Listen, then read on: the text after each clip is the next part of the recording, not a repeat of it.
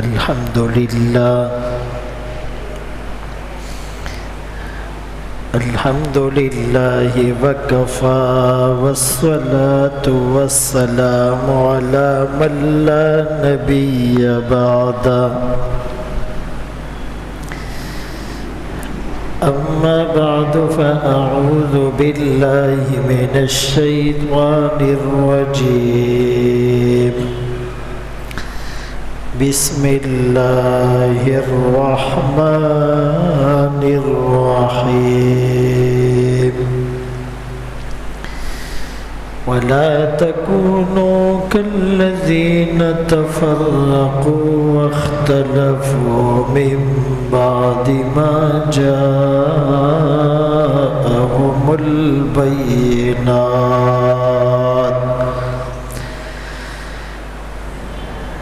وقال النبي صلى الله عليه وسلم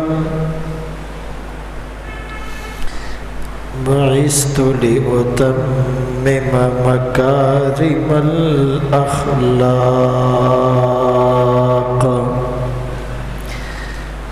أو كما قال رسول الله صلى الله عليه وسلم صدق الله مولانا العظيم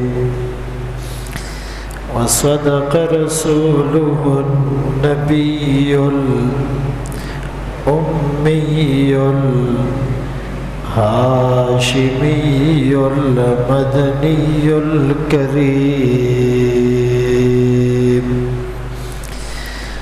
ونحن على ذلك لمن الشاهدين والشاكرين والحمد لله رب العالمين.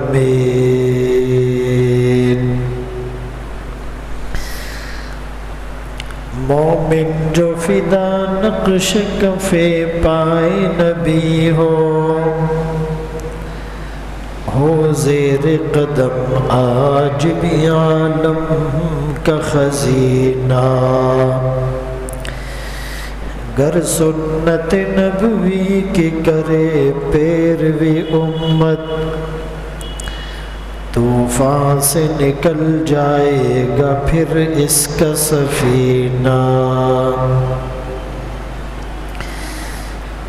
واجب الاحترام عزیزان گرامی، آپ کے سامنے قرآن کریم فرقان مجید کی ایک آیت کریمہ تلاوت کی اور سرکار دو عالم تاجدار مدینہ محمد مصطفیٰ احمد مجتبیٰ صلی اللہ علیہ وسلم کی حدیث مبارکہ پیش کی.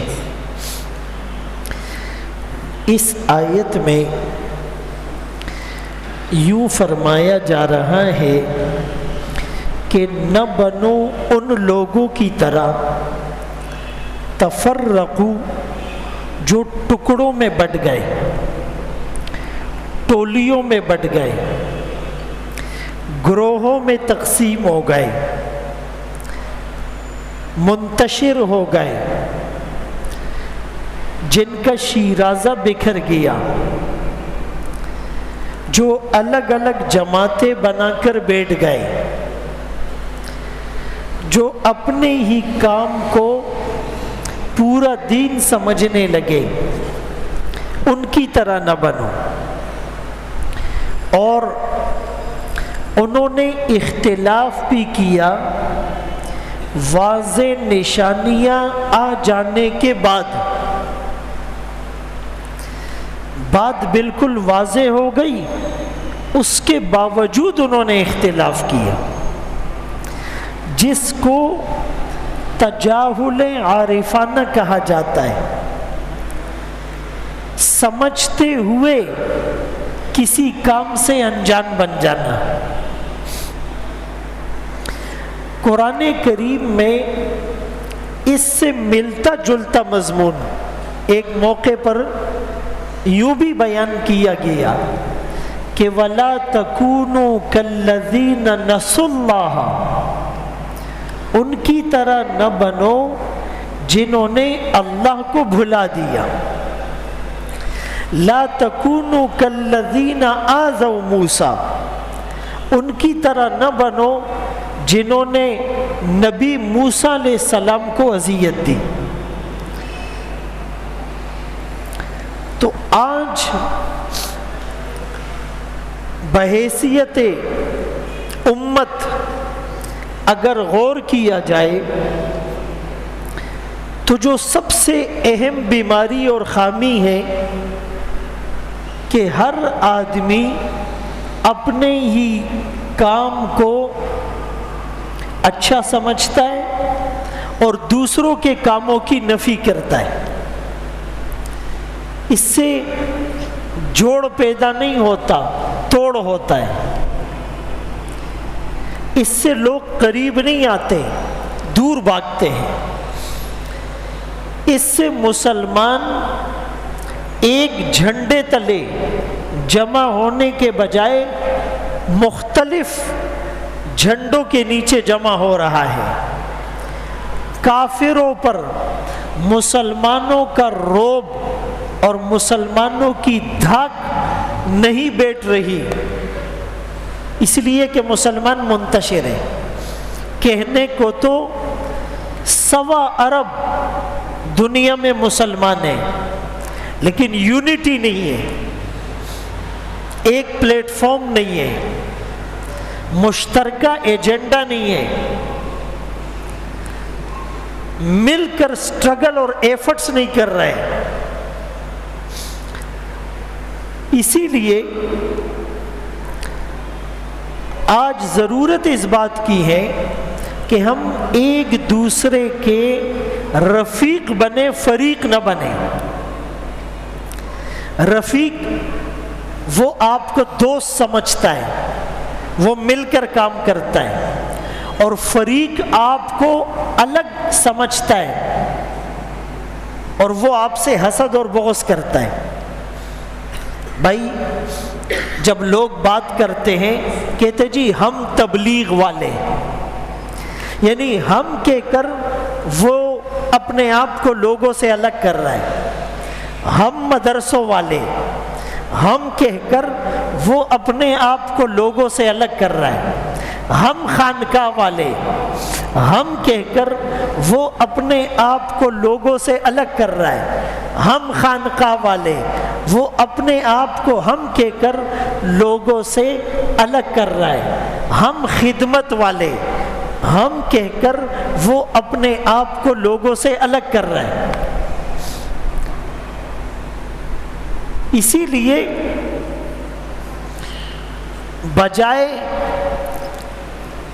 اپنے آپ کو دوسروں سے الگ کرنے کے ہم یوں کہیں کہ جی یہ سب دین کا کام کر رہے ہیں، یہ سب دین کے لیے کام کر رہے ہیں. تبلیغ والے بھی دین کے لیے کام کر رہے ہیں، مدرسوں والے بھی دین کے لیے کام کر رہے ہیں، خانقاہ والے بھی دین کے لیے کام کر رہے ہیں، جہاد والے بھی دین کے لیے کام کر رہے ہیں، فلاحی خدمت کرنے والے بھی دین کے لیے کام کر رہے ہیں. رفیق بنے، فریق نہ بنے، حلیف بنے، حریف نہ بنے. تناؤ کی کیفیت نہ ہو، تعاون کا جذبہ ہو. اس کی مثال یوں ہے کہ ایک جگہ پر آگ لگ گئی. اب وہ آگ آہستہ آہستہ پھیلتی جا رہی ہے اور علاقے کو اپنی لپیٹ میں لے رہی ہے. اب کچھ لوگ بالٹیوں میں گھر سے پانی لا لا کر اس کے اوپر ڈال رہے ہیں، کچھ لوگ بیلچے کے ذریعے سے ریتی لا لا کر اس کے اوپر ڈال رہے ہیں، کچھ لوگ فائر بریگیڈ والوں کو، سنارکل والوں کو فون کر کے ریسکیو کے لیے بلا رہے ہیں، کچھ لوگ سیڑھی لگا کر زخمیوں کو وہاں سے ریسکیو اور بچا رہے ہیں، کچھ لوگ زخمیوں کو ہاسپٹل لے جا رہے ہیں، کچھ لوگ دیواریں توڑ کر اندر والوں کو نکالنے کی کوشش کر رہے ہیں، اور کچھ لوگ صرف شور مچا رہے ہیں، آگ لگ گئی، آگ لگ گئی، آگ لگ گئی۔ میرے محترم دوستوں، بھائیوں، بزرگوں، کام سب کا الگ الگ ہے، بظاہر فنکشن سب کا الگ الگ ہے، آگ بجھانے کا طریقہ سب کا الگ الگ ہے، لیکن مقصد سب کا ایک ہے، آگ بجھ جائے، لوگ بچ جائیں۔ اسی طرح یہ جتنی جماعتیں، یہ جتنی تنظیمیں، یہ جتنے شعبے کام کر رہے ہیں، سب کا مقصد یہ ہے کہ بے دینی کی آگ بجھ جائے۔ حکیم الامت مجدد ملت اشرف علی تھانوی رحمت اللہ علیہ نے ایک جگہ پر لکھا مولانا الیاس رحمت اللہ علیہ کے بارے میں، جو تبلیغی جماعت کے بانی تھے، کہ مولانا الیاس رحمت اللہ علیہ فرمانے لگے کہ میں نے تو تبلیغ کا کام اس لیے شروع کیا کہ مدرسے والوں کو طالب علم مل جائے اور خانقاہ والوں کو مرید مل جائے، مسجدیں آباد ہو جائے نمازیوں سے، مدرسے آباد ہو جائے طالب علموں سے، خانقاہیں بھر جائے مریدوں سے۔ تو میرے محترم دوستوں، بھائیوں، بزرگوں، آج امت کو سب سے زیادہ جس بات کی ضرورت ہے وہ آپس میں متحد ہو جانا۔ اور مولانا ابراہیم دیولہ صاحب دامت برکاتہم العالیہ وہ فرمانے لگے کہ داعی بنو، مدعی نہ بنو۔ ایک ہوتا ہے داعی لوگوں کو بلاتا ہے، پیار محبت سے بلاتا ہے، وہ کہا نا کہ داعی جو بلاتا ہے اور مدعو جس کو بلایا جاتا ہے، تو داعی اور مدعو کا آپس میں رشتہ مریض اور طبیب کا ہوتا ہے۔ جو بیمار ہوتا ہے نا وہ سائیکیٹرک بھی ہوتا ہے، نفسیاتی بھی ہوتا ہے، اعصاب بھی اس کے کمزور ہوتے ہیں، چڑچڑا پن بھی اس کی طبیعت میں ہوتا ہے، تو وہ جیسی بھی حرکت کرتا ہے ڈاکٹر اس کو بہت اچھے سے ٹریٹ کرتا ہے، ڈاکٹر اس کو غصہ نہیں کرتا، جھڑکتا نہیں ہے، اس کی بات پر ہائپر نہیں ہوتا، وہ کہتا ہے کسی طرح اس کا علاج ہو جائے۔ تو اسی طرح جو مدعو ہے وہ بیمار ہے اور جو داعی ہے وہ ڈاکٹر ہے، وہ اس کو پیار سے بلاتا ہے، حکمت سے سمجھاتا ہے، اس کی کڑوی کسیلی سنتا ہے، وہ آگے سے سخت بات کہتا ہے برداشت کر لیتا ہے، وہ آگے سے نازیبا جملہ کہتا ہے برداشت کر لیتا ہے، وہ آگے سے پتھر مارتا ہے برداشت کر لیتا ہے، وہ بائیکاٹ کر کے کھانا پینا نہیں دیتا، یہ برداشت کر لیتا ہے۔ رسول اللہ صلی اللہ علیہ وسلم کو مکی دور میں جب آپ داعی بن کر ایک ایک کے پاس گئے کتنا ستایا گیا، آپ کو شاعر، ساحر، کاہن اور مجنون کہا گیا، آپ کا 3 سال تک سوشل بائیکاٹ کیا گیا، آپ کو طائف میں پتھر مارے گئے، آپ کی بیٹیوں کو طلاقیں دلوائی گئی، آپ کے راستے میں رکاوٹیں کھڑی کی گئی، آپ کو شہید کرنے کی کئی سازشیں کی گئی، تو فرمایا داعی بنو، مدعی نہ بنو۔ داعی پیار سے لے کر چلتا ہے اور مدعی دعویٰ کرتا ہے ہم دین والے، ہم تبلیغ والے، ہم مدرسوں والے، ہم خانقاہوں والے، ہم جہاد والے، ہم خدمت کرنے والے۔ فلا تزکوا انفسکم هو اعلم بمن اتقى، اپنے نفسوں کا تزکیہ نہ کرو، میں تو بڑا پاک ہوں۔ اسی لیے اگر ہم کسی ایک شعبے سے منسلک ہیں، اور ظاہر ہے ہم کمزور ہیں، ہم صحابہ کی طرح تمام شعبوں میں اپنا پورا حصہ نہیں ملا سکتے۔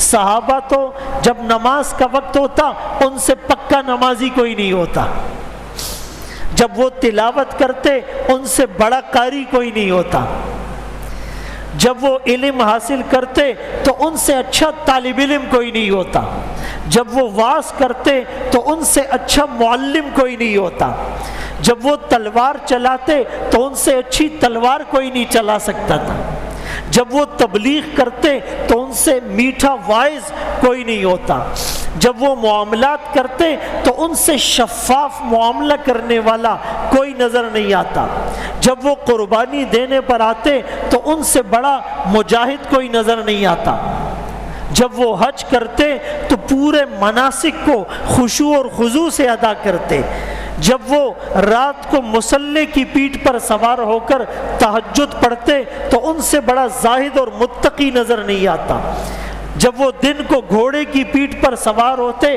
تو ان سے اچھا مجاہد اور جنگجو کوئی نظر نہیں آتا، جب وہ دعا مانگتے تو ان کی دعاؤں سے عرش کے ستون ہل جاتے۔ لیکن ہم کمزور ہیں، ہم سارے شعبوں میں بیک وقت اپنا پورا حصہ نہیں ملا سکتے، اس لیے ہم کسی ایک شعبے میں اگر زیادہ جڑ گئے تو دوسرے شعبوں والوں کے لیے دعائیں کریں، اے اللہ میں تبلیغ کے کام سے جڑ گیا، جہاد کا کام مجھ سے رہ گیا، اے اللہ آپ ان مجاہدین بھائیوں کی مدد فرما، میں جہاد کے میدان پر برسرے پیکار ہوں، میں تبلیغ نہیں کر پا رہا، مجھے موقع نہیں مل رہا، اے اللہ میرے تبلیغی بھائیوں کی راہیں آسان فرما، میں مدرسے میں بیٹھ کر علم حاصل کر رہا ہوں، لوگوں کی سماجی فلاحی خدمت نہیں کر رہا، اللہ خدمت کرنے والوں کو خوب جزائے خیر عطا فرما۔ خانقاہ والے کہیں میں اپنے نفس کی اصلاح اور تزکیے اور تطہیر کے لیے خانقاہ میں چلہ کاٹ رہا ہوں، اے اللہ میرے طالب علم بھائیوں کی اور مدرسوں کی اللہ تو بھرپور مدد اور دستگیری فرما، تو آپ کا ان کاموں میں بھی حصہ ڈل گیا۔ اسی لیے کہ مسلمان کی دعا اپنے غائب مسلمان بھائی کے لیے اسرع اجابہ، بہت زیادہ جلدی قبول ہوتی ہے، اس کی سپیڈ بہت زیادہ ہوتی ہے، اور اس میں رد کرنے کا اور ریجیکٹ کرنے کا چانس بالکل نہیں ہوتا۔ اللہ فرماتے وہ ضرور قبول ہوتی ہے۔ جب آپ اپنے دوسرے مسلمان بھائیوں کے لیے دعائیں مانگتے ہیں تو بجائے ان سے حسد کرنے کے اور ان کا فریق بننے کے اور ان کا حریف بننے کے، جب آپ ان کے لیے دعا مانگیں گے تو آپ اللہ کی نظر میں قیمتی بن جائیں گے، لوگوں کے محبوب بن جائیں گے، ہر دین کے شعبے میں آپ کا حصہ ڈل جائے گا۔ اب میرے محترم دوستو، بھائیو، بزرگوں، یہ جو بندہ ہوتا ہے نا انسان، اس کا مختلف چیزوں سے تعلق اور واسطہ پڑتا رہتا ہے۔ ایک ہے بندہ اور اس کے خالق کا تعلق، دوسرا ہے بندہ اور مخلوق کا تعلق، تیسرا ہے بندہ اور دنیا سے اس کا تعلق، چوتھا ہے بندہ اور اس کے نفس سے تعلق۔ بھائی ہمارا واسطہ خالق سے بھی پڑتا ہے، اللہ سے، ہمارا واسطہ اس کی مخلوق سے بھی پڑتا ہے، بیوی ہیں، شوہر ہیں، بچے ہیں، والدین ہیں، بھائی ہیں، پڑوسی ہیں، رشتہ دار ہیں، نوکر مخلوق ہیں، امام ہیں، مقتدی ہیں، پیر ہے، مرید ہیں، استاد ہے، شاگرد ہیں۔ اور ایک بندے کا دنیا میں بھی رہ کر دنیا سے واسطہ پڑتا ہے، اور ایک بندے کا اپنے نفس سے تعلق، چار تعلق ہو گئے۔ تو جب بندے کا اور اس کے خالق کا معاملہ ہو تو یہاں پر تقوی کام آتا ہے، اللہ کا ڈر، اللہ کا ڈر، آخرت میں پیش ہونے کا خوف، وَأَمَّا مَنْ خَافَ مَقَامَ رَبِّي وَنَهَى النَّفْسَ عَنِ الْهَوَىٰ فَإِنَّ الْجَنَّةَ هِيَ الْمَأْوَىٰ، جو اپنے رب کے سامنے کھڑے ہونے سے ڈر گیا، پیشی سے ڈر گیا، حساب کتاب سے ڈر گیا، اپنی اکاؤنٹیبلٹی سے ڈر گیا، وہ اپنے نفس کو گناہوں سے روکے گا اور جنت اس کو یقینی طور پہ مل جائے گی۔ بھائی ریاست مدینہ میں کتنی پولیس فورس تھی، کتنے ویجیلنس اور سرویلنس کے کیمرے نصب تھے، کتنے سی سی فوٹیج کیمرے لگے ہوئے تھے، ایک آخرت کا خوف دل میں پیدا ہو، ایک پولیس مین بھی نہ ہو، ایک ٹریفک والا بھی نہ ہو، کوئی سگنل نہیں توڑے گا۔ یہ بظاہر چھوٹی سی بات ہے خوف خدا، لیکن یہ اندر آ جائے، نہ پولیس کی اور نہ کیمروں کی ضرورت ہے اور جرائم ختم ہو جائیں گے۔ چور چوری نہیں کرے گا، ڈاکو ڈاکہ نہیں مارے گا، راشی رشوت نہیں لے گا، سود خور سود کا لین دین نہیں کرے گا، زانی زنا سے باز آ جائے گا، قاتل قتل سے توبہ کر لے گا، بے نمازی نماز شروع کرے گا، روزہ توڑنے والا روزہ رکھے گا، صاحب استطاعت حج کرے گا، زکوٰۃ صحیح ادا کی جائے گی، دوست پڑوسی رشتہ دار میاں بیوی سب ایک دوسرے کے حقوق کو ادا کریں گے اگر خوف خدا آ جائے۔ خوف خدا تقوی ہے۔ تقوی کیا ہے؟ حضرت عمر رضی اللہ عنہ نے ابی ابن کعب رضی اللہ عنہ سے پوچھا تقوی کیا ہے؟ فرمایا امیر المومنین آپ ایسے رستے سے گزرے ہیں کہ جس کے دونوں طرف خاردار جھاڑیاں ہوں، چھوٹی سی پتلی سی پگڈنڈی ہو، آپ نے فرمایا میں چلا ہوں۔ کہا کیسے چلے؟ کہا بڑے احتیاط سے قدم رکھتے ہوئے اور اپنے کپڑوں کو اور چادر کو اور دامن کو سمیٹتے ہوئے احتیاط سے چلاؤں، ادھر سے کانٹا نہ چبھ جائے، ادھر سے جھاڑی نہیں چبھ جائے، پاؤں میں کانٹا نہیں چبھ جائے۔ فرمایا زندگی کی شاہراہ پر گناہوں کی جھاڑیاں اور کانٹے لدے ہوئے ہیں، گناہوں سے اپنے آپ کو بچا بچا کر جنت اور قبر تک چلے جانا، یہ تقوی ہے۔ آپ مسجد سے گھر کی طرف جائیں گے، عورتیں بھی ہوگی، شیطان کہے گا بد نظری کرو، کہیں پر غیبت بھی ہو رہی ہوگی، دل کہے گا تھوڑی دیر رک کر مزے لے لو، کہیں پر حرام پیسہ کمانے کا چانس بھی نظر آئے گا، نفس کہے گا ارے بھائی بیوی بچوں کا پیٹ بھی تو پالنا ہے۔ ان گناہوں سے بچ بچ کر زندگی کی شاہراہ پر جانے کا نام تقوی ہے۔ اور ذوالنون مصری رحمت اللہ علیہ نے بڑی عجیب بات کر دی، فرمایا ایک آدمی، اللہ اکبر کبیرہ، تقوی اس کو کہتے ہیں کہ ایک آدمی اتنا متقی بن جائے کہ اگر اس کے دل کے خیالات کو ایک جسم بنا کر لوگوں کے سامنے لایا جائے تو اس کو اپنے خیالات پر بھی ندامت اور شرمندگی نہ ہو، اس کے خیالات بھی اتنے پاکیزہ ہو، اس کی سوچ بھی اتنی پاکیزہ ہو۔ بھائی اب جمعے کا دن ہے، ہم سب غسل کرتے ہیں، ٹوپی پہنتے ہیں، عمامہ پہنتے ہیں، خوشبو لگاتے ہیں، مسجد میں آتے ہیں، منبر پر بیان کرتے ہیں، ادب سے بیان سنتے ہیں، رو رو کر دعا مانگتے ہیں، لیکن ہمیں پتہ تھا کہ ہم نے لوگوں کے سامنے آنا ہے، لیکن میرے دل میں کیا چل رہا ہے، آپ کے دل میں کیا خیالات ہیں، یہ تو اللہ جانتا ہے۔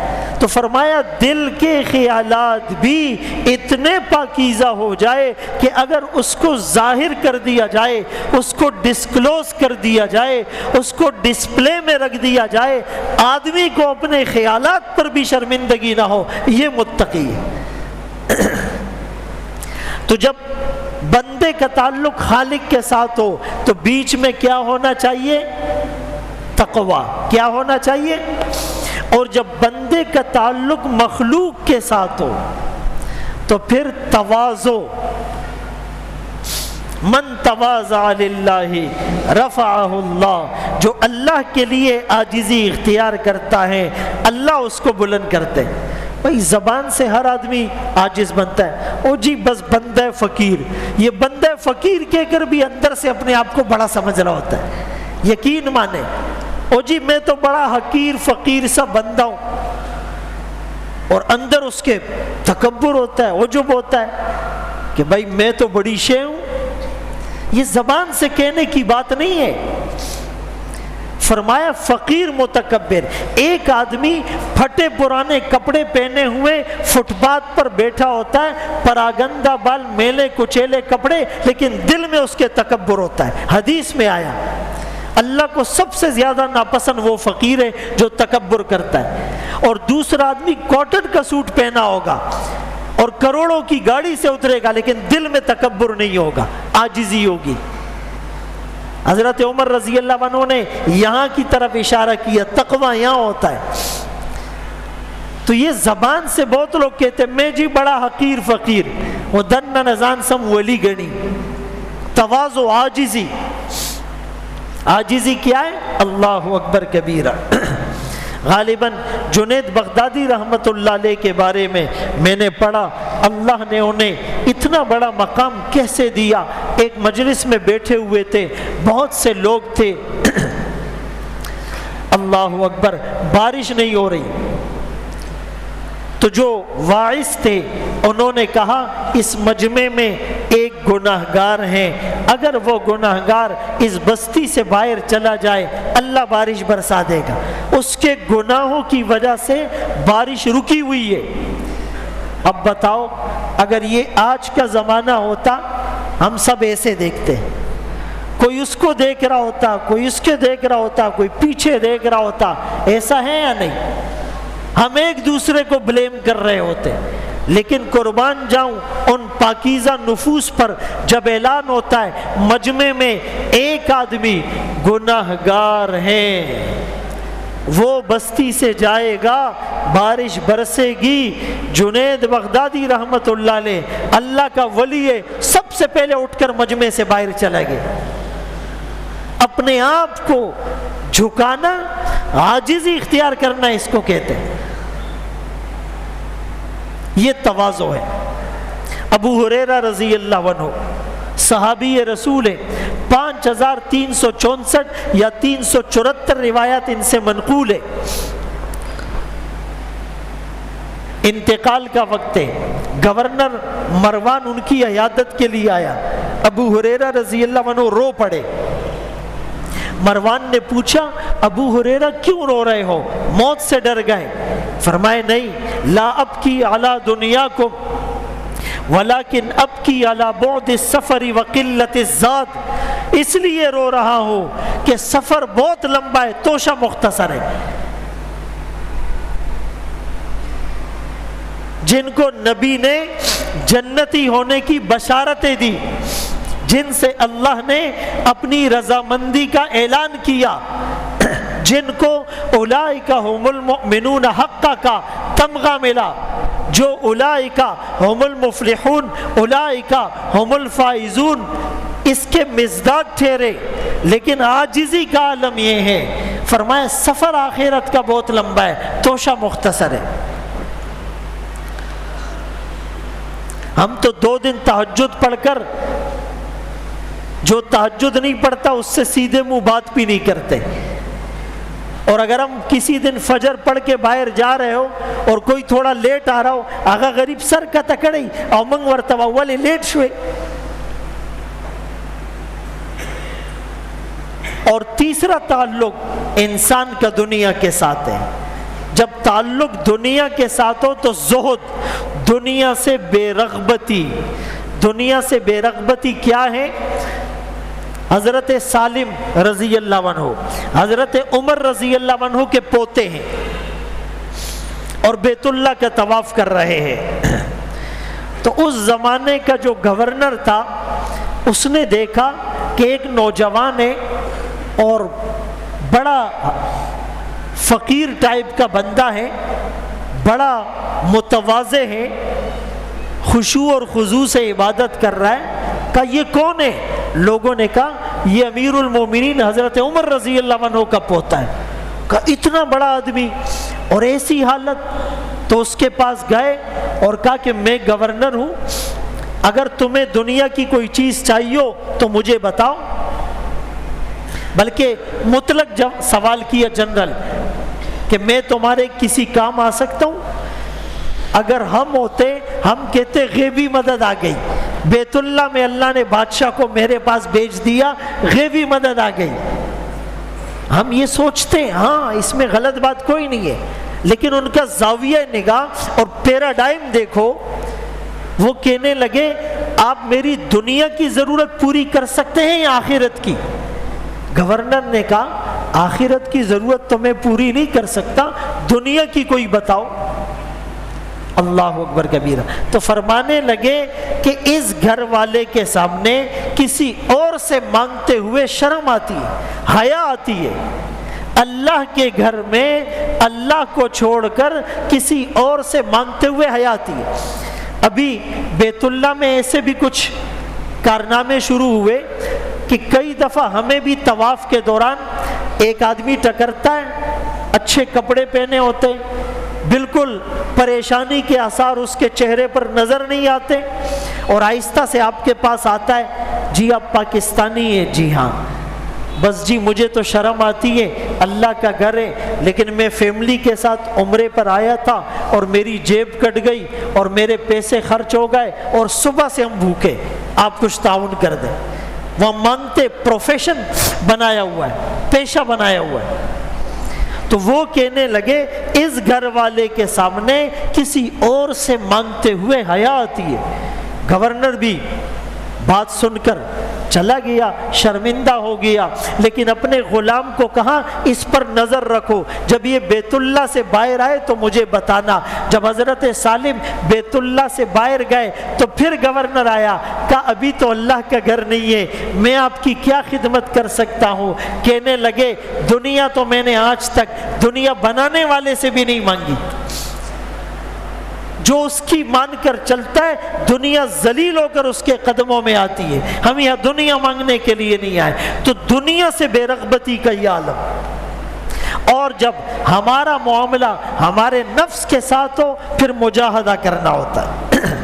عمر بن العاص رضی اللہ عنہما فرماتے ہیں جب سے مسلمان ہوئے ہمیشہ روزہ رکھا، جب سے مسلمان ہوئے دن میں ایک قرآن ختم کرتے تھے، جب سے مسلمان ہوئے ساری رات عبادت کیا کرتے تھے۔